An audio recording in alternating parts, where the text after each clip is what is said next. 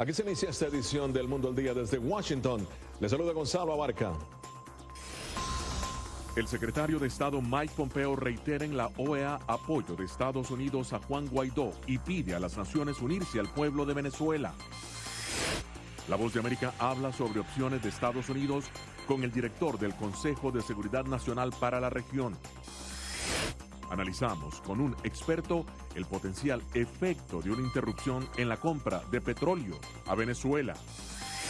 Y muy pronto los consumidores conocerán la procedencia ética de sus alimentos.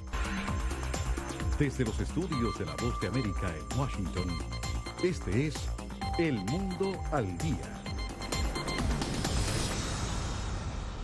Estados Unidos realiza una intensa campaña diplomática que busca el reconocimiento por parte de la comunidad internacional a Juan Guaidó como el legítimo presidente interino de Venezuela. El Grupo de Río ha dado su apoyo al presidente de la Asamblea Nacional y la Unión Europea ha reconocido la legitimidad de esa institución pese a las críticas del presidente Nicolás Maduro, que se mantiene en el poder y ha logrado el apoyo de naciones como Rusia, China, Cuba, México y Bolivia, entre otras. Sobre el tema, Bricio Segovia habló con el director del Consejo de Seguridad Nacional para el Hemisferio Occidental, Mauricio Claver-Caron.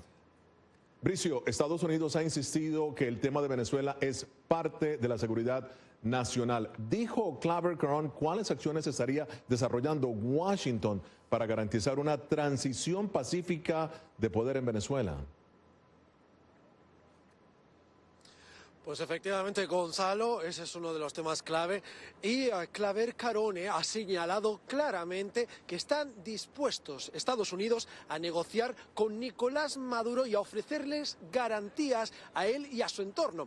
¿Qué garantías? Le hemos preguntado, no ha querido ser específico, le he preguntado en concreto si estaría dispuesto a garantizar la seguridad de Nicolás Maduro si cede el poder de una manera pacífica. Sin embargo, ha señalado que no es una cuestión puntual la que Estados Unidos pueda discutir en estos momentos. Están dispuestos a que sea el propio Nicolás Maduro el que haga esas peticiones y una vez estén todas sobre la mesa, lo que Estados Unidos tiene claro es que quiere que Nicolás Maduro ceda el poder a quien ya considera Washington ese presidente en funciones, ese presidente interino, Juan Guaidó, y por lo tanto facilitaría las cosas.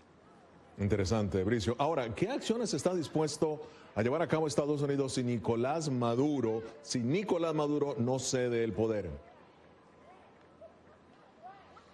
Claver-Caron ha señalado que Estados Unidos tiene, tal y como dijo el presidente estadounidense Donald Trump, todas las opciones sobre la mesa, incluida la opción militar. Todo eso pese a las ya amenazas de Rusia, que ha dicho que pues en ese caso daría un paso adelante para apoyar a su aliado Venezuela. Y también ha señalado Claver-Caron que quien preocupa no es solamente Moscú, sino también Cuba, y ha deseado que el fin de Nicolás Maduro sea un final feliz, ha dicho textualmente, y Estados Unidos está dispuesto no solamente a llegar a la opción más radical, sino también a imponer nuevas sanciones.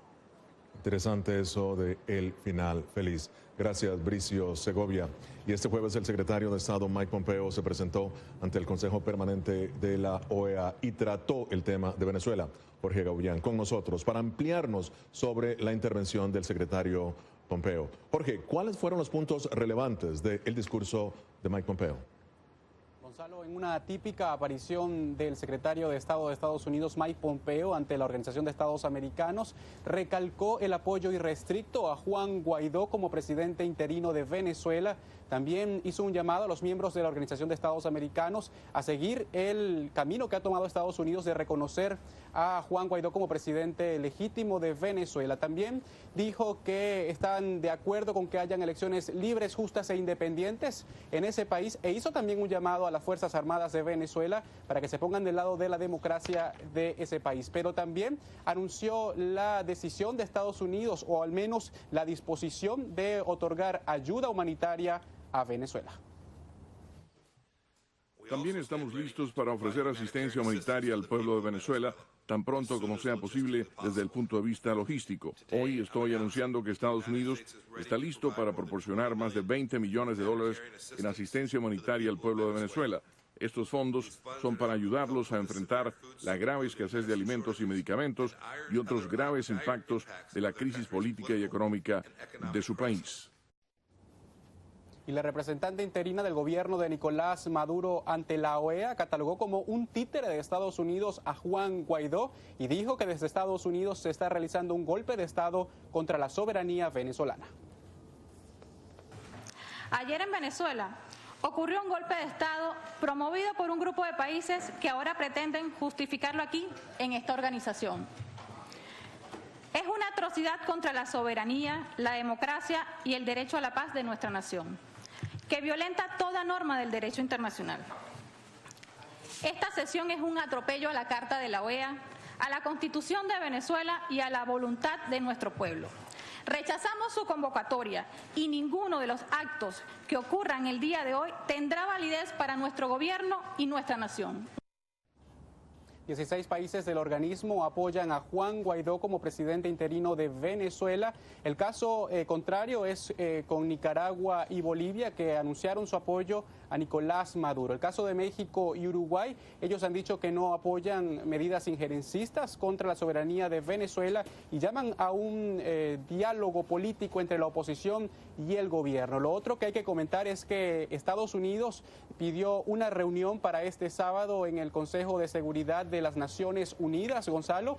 Allí estará Pompeo y también se sabe, y hay que recordar, que China y Rusia han apoyado a Nicolás Maduro, por lo que diplomáticos estadounidenses han comenzado a decir que posiblemente en este encuentro Rusia trate de alguna manera de impedirlo, porque aseguran que Venezuela no es un tema de la agenda de las Naciones Unidas, al menos en el Consejo de Seguridad. Muchísimas gracias, Jorge Agobián, por este amplio informe sobre el músculo diplomático de Estados Unidos en el continente y en el mundo. Y más adelante, ¿qué impacto podría tener una suspensión de la compra de petróleo de Venezuela por parte de Estados Unidos? Un experto lo dice a La Voz de América.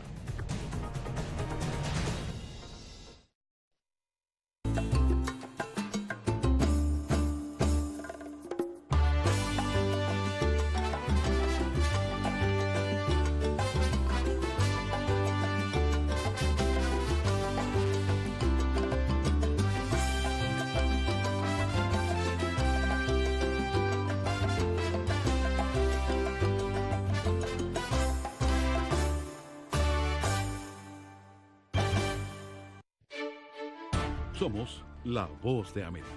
La población hispana está dividida en cuanto a la regularización de la marihuana se refiere. Que de cada 5 personas, una es latina o tiene raíces hispanas. Ser parte de la historia de cómo se hace esta sucesión de poder en Estados Unidos. Información balanceada y objetiva. Que los derechos de esta comunidad serán reivindicados. Entérese de lo que sucede en Estados Unidos, América Latina y el mundo en un solo lugar.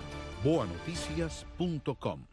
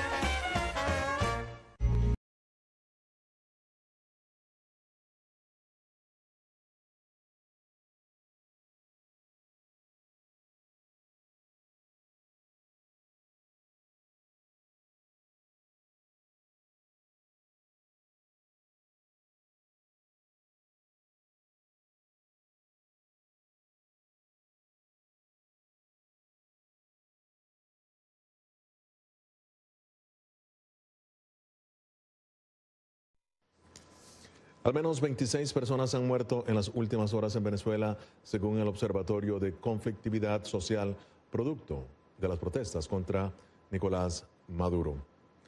Hacemos contacto en este momento con Adriana Núñez en Caracas. Adriana, ¿cuál es la situación en este momento en Venezuela, en sus calles, en las ciudades del país?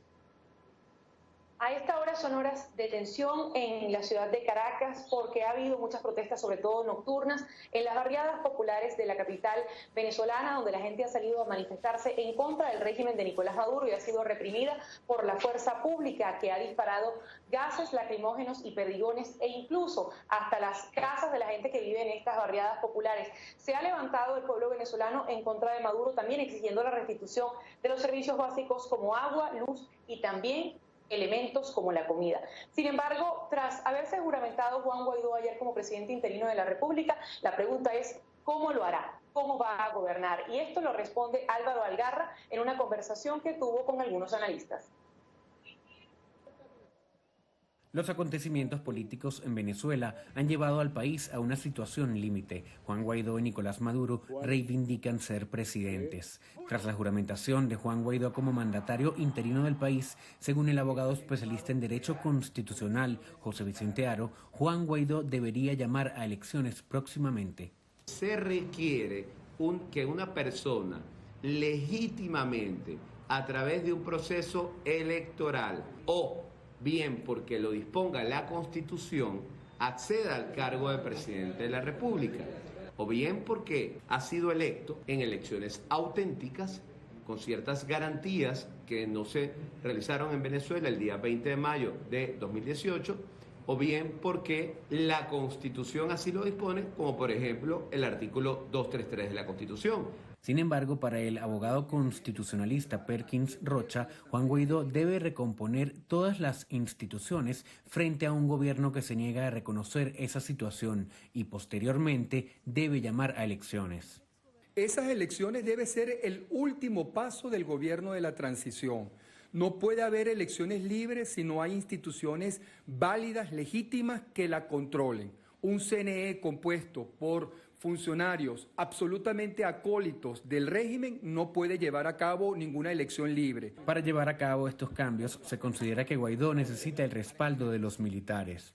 Pero el ministro de la Defensa, Vladimir Padrino, informó que la Fuerza Armada venezolana reiteró su respaldo a Nicolás Maduro como presidente constitucional de Venezuela.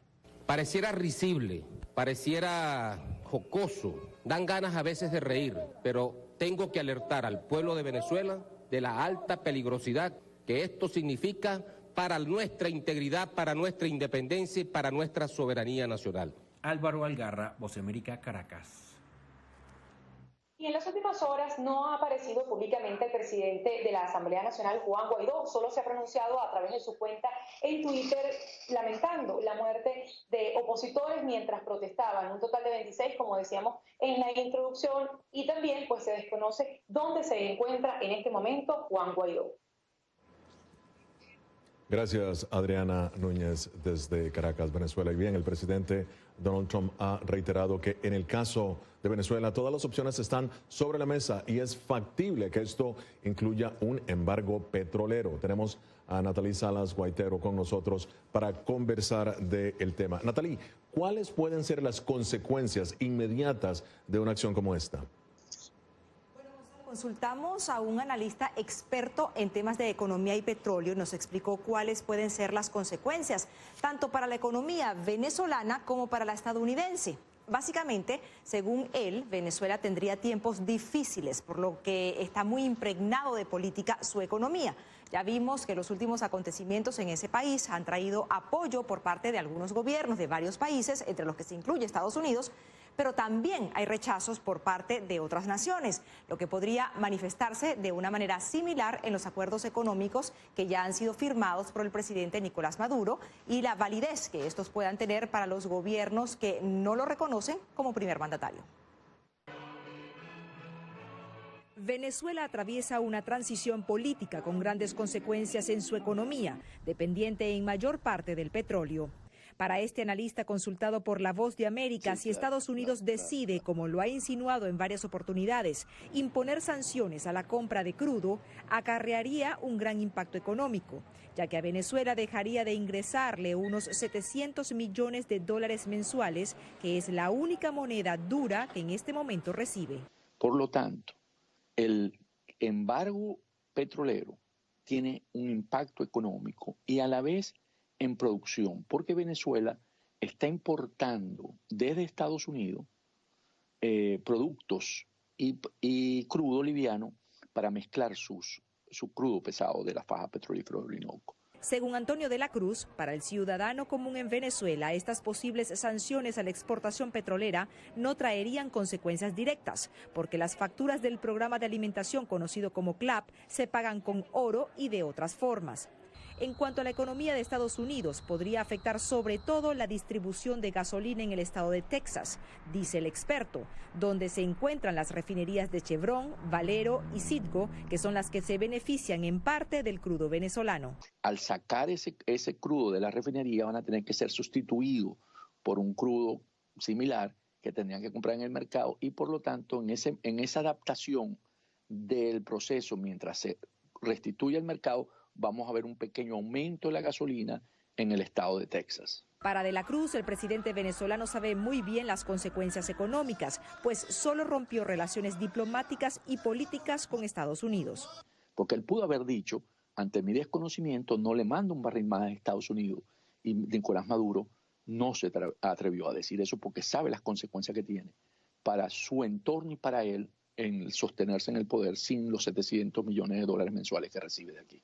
Aunque en el pasado el mandatario venezolano ha dicho que está preparado para enfrentar sanciones como estas. Venezuela superará cualquier amenaza o cualquier embargo y seguiremos vendiendo petróleo al mundo. Para el analista de la Cruz, Gonzalo, cuando el presidente Trump dice que todas las opciones están en la mesa, cree que el embargo petrolero es una de las últimas medidas a considerar. Muchísimas gracias, Natalie Salas Huetero, por tu informe.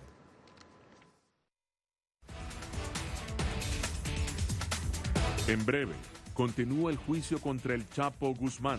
La Fiscalía presiona con más evidencia la actividad criminal del cártel de Sinaloa.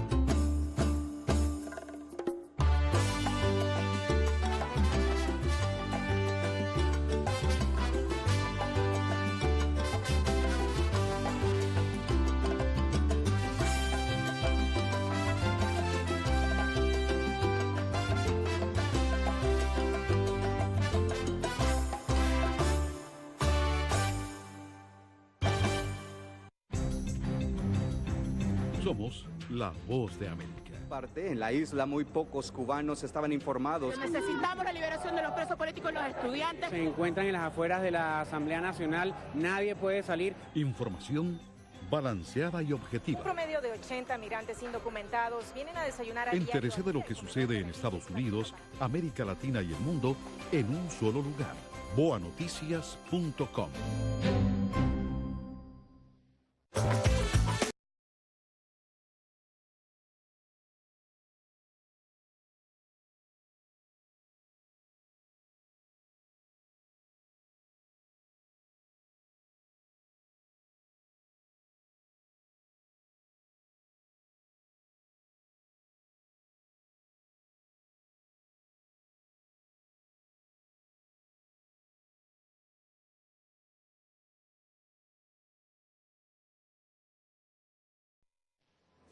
La Fiscalía presentó a los últimos testigos cooperantes en medio del juicio de El Chapo Guzmán.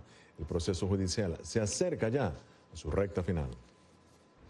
Nos acercamos a la recta final en el juicio a Joaquín El Chapo Guzmán. Ya conocimos al 13º testigo cooperante, Isaías Valdés, alias Memín, quien sería la última persona, testigo cooperante, que trae la Fiscalía al estrado para testificar en contra de Joaquín Guzmán Loera y saber si es o no culpable de los 11 delitos de los que se le acusa por narcotráfico.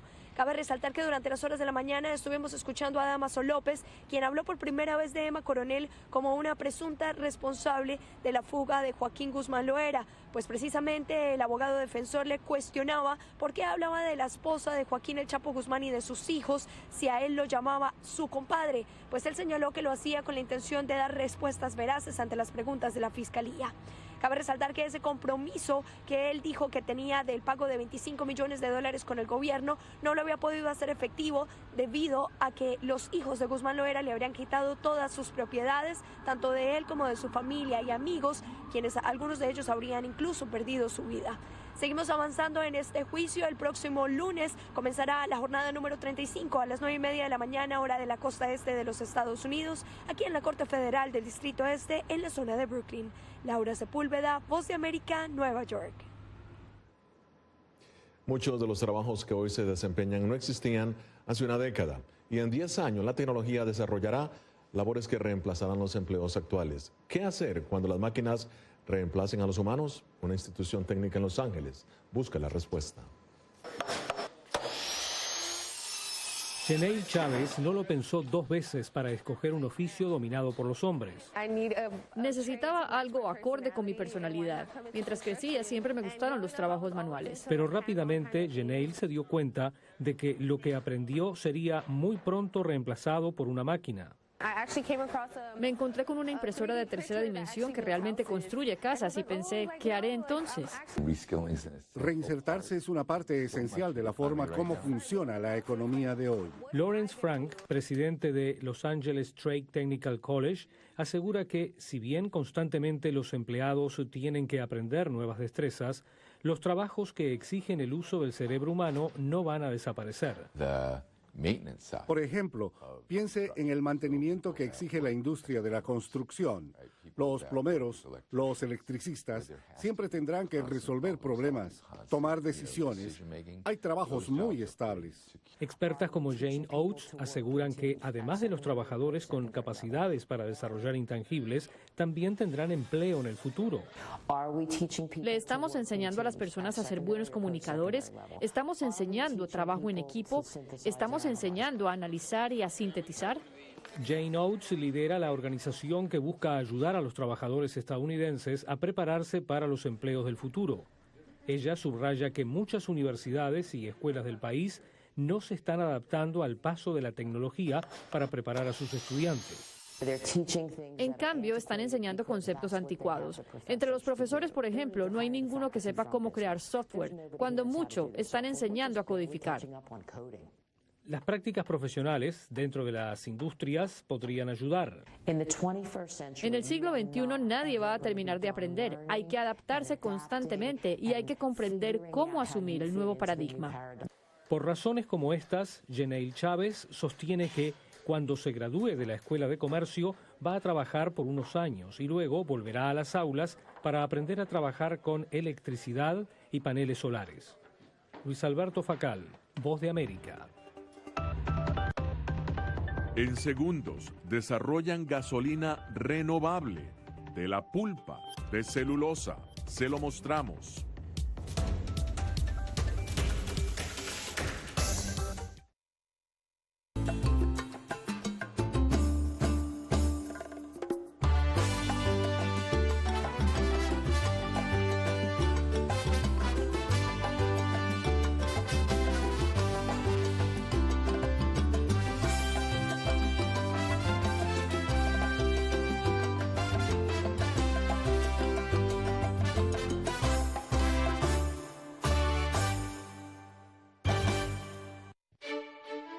Somos la Voz de América.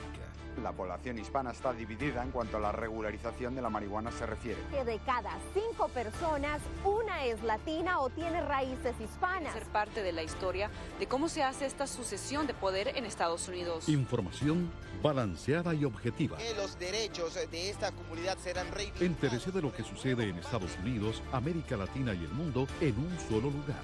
boanoticias.com.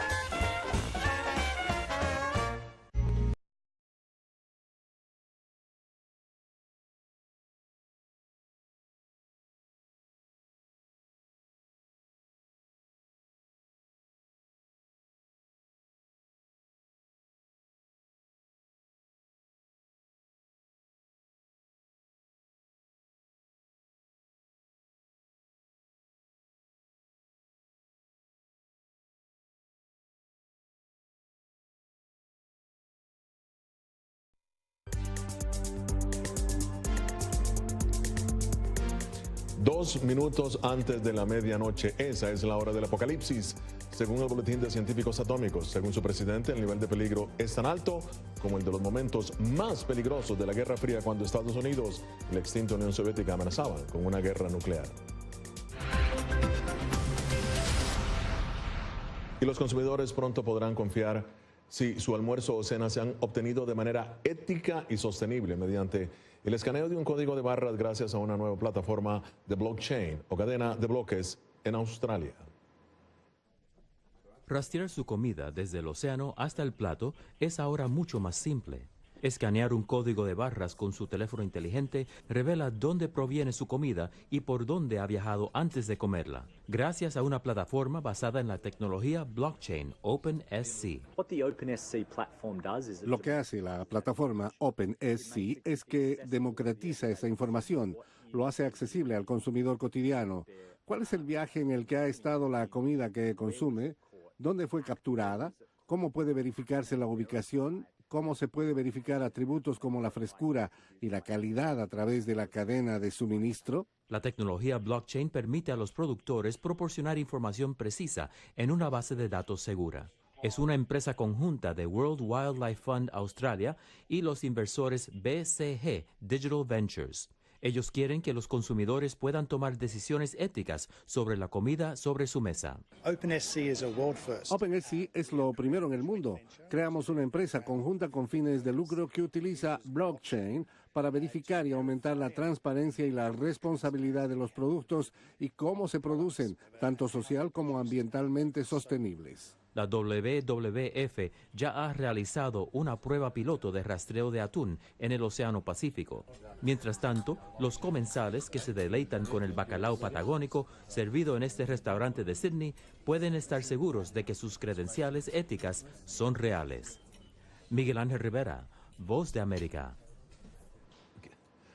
Bueno, y una nueva tecnología desarrollada por investigadores de la Universidad de Lund en Suecia está convirtiendo la pulpa de celulosa en gasolina renovable. ¿Podrían ramitas como estas algún día propulsar nuestros autos? El ingeniero químico de la Universidad de Lund, Christian Haltenberg, dice que sí, su compañía está convirtiendo la pasta de papel en gasolina renovable. No es un total desperdicio, es algo que se usa para la producción de calor dentro de la fábrica de pulpa de papel. Pero lo que esta nueva tecnología nos permite hacer es intercambiar esa producción de calor con biomasa de bajo costo, como las partes que no se utilizan hoy en día en el bosque, como ramas y raíces, e intercambiar eso por gasolina diésel. El nuevo combustible podría rivalizar con el etanol, controvertido debido a su uso de materia prima. Comenzamos con este material aquí, que es el licor negro. Este es el residuo que queda después de hacer pulpa y papel. Nosotros extraemos la parte orgánica, que es la parte de lignina. Luego, lo purificamos en algo que cumple con las especificaciones de la refinería. La firma espera que su combustible forestal esté disponible en las estaciones de servicio para 2021. Solo satisfará una fracción de las demandas de los motoristas suecos, pero junto con otros combustibles renovables en desarrollo, podría ayudar a eliminar la adicción a los combustibles fósiles. Henry Llanos, Voz de América. Bueno, y hasta aquí El Mundo al Día. Lo dejo ahora con imágenes del último desfile de modas de Christian Dior en París, la pasarela del Haute Couture. Les habló Gonzalo Barca. Esto fue El Mundo al Día. Nos vemos mañana.